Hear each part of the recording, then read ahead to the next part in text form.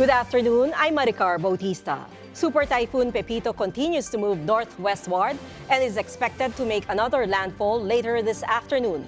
The second landfall is expected to be in the vicinity of Aurora. As of 11 a.m., Pepito is still packing winds of 185 kilometers per hour with gustiness of up to 230 kilometers per hour. It is moving at 20 kilometers per hour. Signal number 5 is still up over the eastern portion of Polillo Islands. Signal number 4 is up over Aurora, Quirino, Nueva Vizcaya, the southern portion of Ifugao, the southern portion of Benguet, the southern portion of La Union, the eastern portion of Pangasinan, the eastern portion of Nueva Ecija, the northern portion of Quezon, including the rest of Polillo Islands and Calaguas Islands. 17 areas are under signal number 3. These areas, including those under signal numbers 2 and 1, are now flashed on your screens.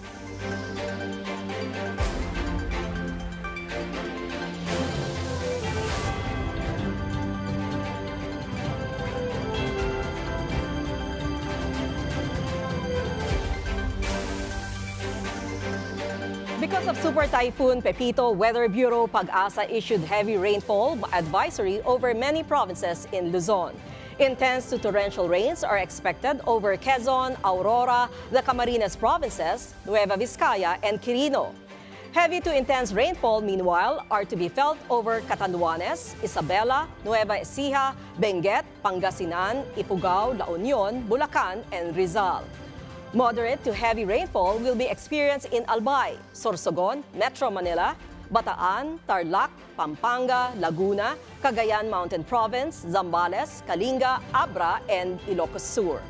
Pag-asa warns of flooding and possible landslides in the said areas.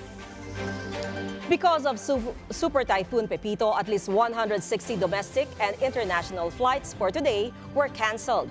74 flights from the Philippine Airlines, including those to and from northern Luzon, Bicol, Visayas, and Mindanao, and Japan, Korea, Hong Kong, Singapore, Indonesia, and Taiwan did not push through. 80 flights from Cebu Pacific covering the same places were also canceled. These cover both the Ninoy Aquino International Airport in Pasay and the Clark International Airport in Pampanga. The Philippine Airlines also canceled the Manila-Busuanga flight scheduled for tomorrow.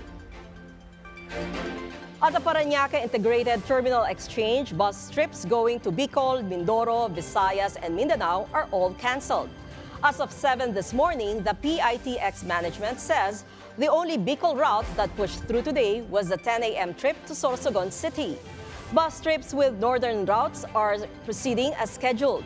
Bus operations going to Laguna and Batangas are also normal. For those going to Quezon, only trips going to Lucena City are available, as well as several trips to Guinyangan and San Andres.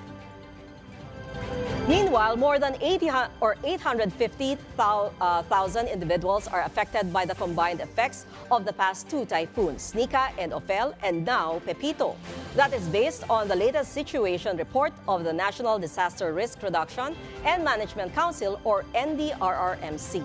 Let's get more details on this from our reporter, Bea de la Cruz, reporting live at the NDRRMC headquarters in Quezon City. Bea? Maricar, the Office of Civil Defense reports that there are more than 500,000 families that have evacuated due to the combined effects of Typhoon Nika, Ophel, and Pepito. These are mostly from regions 1, 2, 3, Calabarzon, Mimaropa, and Bicol region. A total of 238,982 families, equivalent to 852,475 persons, were affected by the three typhoons. While there has been no reported deaths, there are 2 injured and 2 missing. The cost of damage to infrastructure amounted to 469.8 million, while this reached to 855,326 in agriculture. Maricar, the Social Welfare Department and the Office of Civil Defense has 2 billion pesos of standby funds to address the relief operations. There are 32 million worth of assistance that has been provided to affected families. Back to you, Maricar. That was Bea de la Cruz reporting live from Quezon City.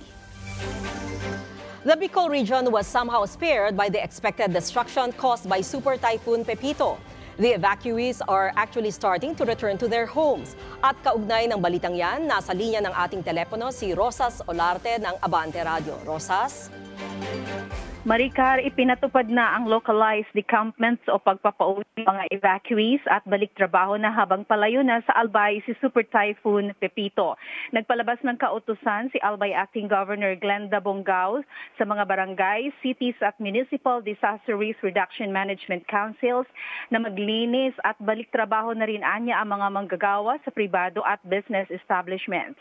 Binawi na ni Legazpi City Mayor Alfredo Pido Garbin ang ipinatutupad na curfew sa lungsod. Inumpisahan na ring pauwiin ang mahigit 136,000 na evacuees kaninang alas 9 ng umaga matapos bigyan ng almusal at relief goods. Binisita rin ng alkalde ang public market sa availability ng pagkain at mga produkto. Ang mga residente namang nag-evacuate sa ilang simbahan ay nakatanggap ng almusal bago pinauwi. Sa Naga City, ginulat ng basurang tumambak sa Naga River. Si Naga City Mayor Nelson Legacion, lalo na sa ilalim ng tulay ng Tabuco, Sabang at Panganiban Bridges. Ayon kay Legacion, ipalilinis niya bukas sa pamamagitan ng DPWH amphibious excavator ang Naga River at buong lungsod sa loob ng susunod na 3 hanggang 5 araw. Kalunos-lunos naman ang tumambad kinaumagahan kanina sa bayan ng Panganiban, Catanduanes dahil sa mga nasirang kahoy, mga bahay, natumbang mga kahoy o punong kahoy at mga kalat na basura. Sa Panganiban kasi humagupit ang 325 kph gustiness ni Super Typhoon Pepito na maglandfall ito alas 9:40 kagabi. Ganun pa man, desidido ang local government officials na muling bumangon. Unang inasikaso ang pagbalik ng supply ng tubig. Wala pang telco signal at kuryente. Sa kabuuan, abala ang mga kababayan ko dito sa Bicol na maibalik sa normal ang kani-kanilang buhay. Ika nga, pinadapa man ng 4 na sunod-sunod na bagyo ay uragon pa ring babangon basta magtutulungan at nananalig sa Panginoon.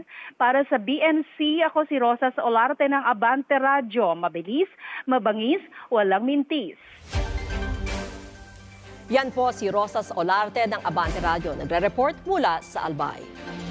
In other news, the Philippines bet at the Miss Universe 2024 competition failed to make it to the top 12. Chelsea Manalo secured her spot at the top 30, but her efforts were not enough to make it through the next round. Had she made it to the top 12, Chelsea would be wearing this Tiffany gown created by Filipino designer Manny Halasan. The countries that made it to the final 12 are Bolivia, Mexico, Venezuela, Argentina, Puerto Rico, Nigeria, Russia, Chile, Thailand, Denmark, Canada, and Peru. And this just in, Denmark's Victoria Telvig was just crowned as the new Miss Universe in the competition held in Mexico. And those are the news at this hour. I'm Maricar Bautista. Stay tuned to BNC on Free TV Channel 31, Channel 24 on Cignal, Channel 74 on Converge, and on our website, bnc.ph. Thanks for watching Bilyonaryo News Channel.